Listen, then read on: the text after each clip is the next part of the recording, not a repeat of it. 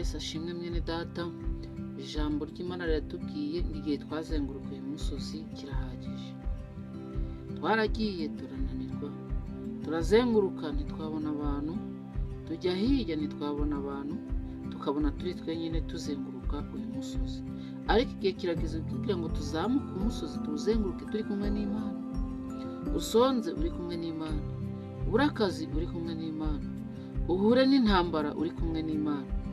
Kuko twarazengurutse igihe kirekire, tuzenguruka ubutayu bw'i Kadeshi, turasonza, tubura amazi yo kunywa, imyenda idusaziraho, ariko Imana yari kumwe natwe iri mu ruhande rwacu. Kimwe n'abavuga ngo ubwo Imana iri mu ruhande rwacu, umubisha wacu yava hehe? Reka kwiganyira no kwiheba rero, dufite Imana. Unkunda abankunda kandi abacakana umwete bazabona icyubahiro, ubukire n'ubugingo no gukiranuka nabyo biri iwanjye. Niko ijambo ry'Imana rivuga, riri mu Migani 18:17. Niho dusanga aho Salomo yakomezaga abantu ababwira ko byose Imana ibifite, ababwira ko Imana byose bitunze. None utewe ubwoba n'iki? None kwiheba no kwiganyira kwawe kuva hehe? Dawidi mu muhamagaro we yari umushumba w'intama. Ntiyemeraga ko ari intare cyangwa idubu byajyana umwana w'intama, ngo yarayicakiraga intare akayifutagura, akayica, akayikura umwana w'intama mu menyo. Ntiyemere ko intama ye iva mu zindi. Natwe niko Kristo atemera ko tuva muri we, ngo duterwe n'ubukene, ngo duterwe n'ubushomeri, ngo tumuveho bitewe n'ibyo ngibyo tugenda duhura nabyo buri munsi. Tugume muri we rero. Niwe ufite amagambo meza y'ubugingo, niwe ufite ibidukomeza. Yabonye tuzenguruka ubutayu, yabonye tuzenguruka muri ubu bukene, yabonye tuzenguruka muri ubu buzima turi kunyuramo, biramubabaza. Adufitiye impuhwe, adufitiye imbabazi.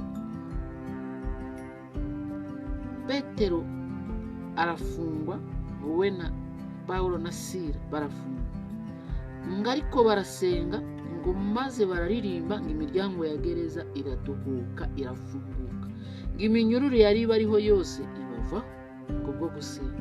Natwe rero dufite ibintu bituboshye, dufite iminyururu ituboshye, dufite ibintu biri kutwirukaho amanywa n'ijoro.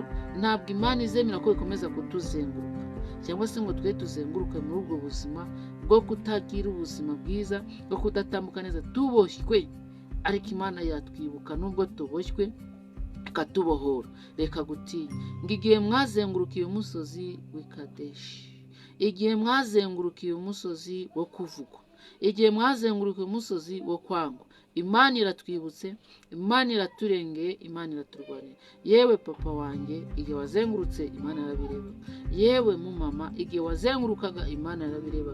Yewe munyamasengesho, yemwe bashumba, yemwe bakristo, namwe baririmbyi, yemwe basore n'abakobwa, Imana yarabibonye. Igihe mwazengurukaga uyu musozi, ntabwo izongera kwemera ko mukigaruka mukundi.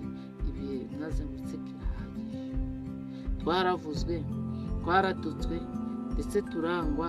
Ntihabe hakiri umuntu wo kutunyuraho ngo arebe n'ubuzima turi kunyuramo. Ariko kuko Kristo ari umurengezi mwiza, kuko Kristo ari umurengezi wacu, araturwanirira, araturinda, inzira zacu zose ziba nziza. Ndashima Imana rero iz'ubuzima turi kunyuramo. Shima Imana rero iz'ubuzima bwawe. Igihe wazengurukiye kirahagije.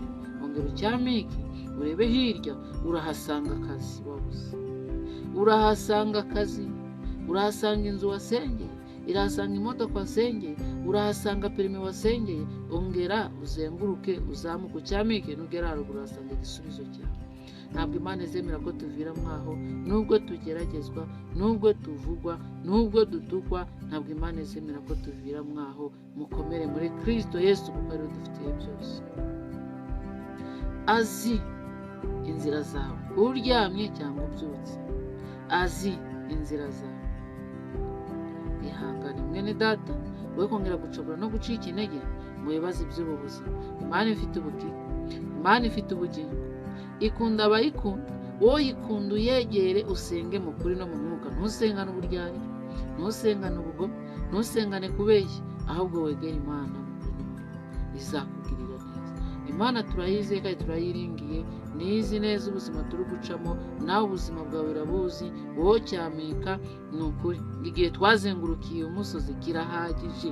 Ni igihe rero cyo kugira ngo tugire umugisha, natwe dusubizwe n'Imana, mwake neza ijambo ry'Imana. Mwami Yesu, mwana w'intama w'Imana, ushimiye kubwo abazumvira ijambo, uzabagirire neza, uzaba arwaye azakira indwara, uzaba ashonje azahage, uzaba ukennye azakire, udafite akazi azakabone. Ni ukuri Imana ukore kubahisha kwawe, uzumvira ijambo wese azagira ishimwe imbere y'amaso n'imbere y'ibirenge by'Imana, n'imbere y'ibirenge byawe Mana, n'imbere y'ibirenge byawe Mana, kubw'amaraso ya Kristo tugushimiye twizeye mu izina rya Yesu.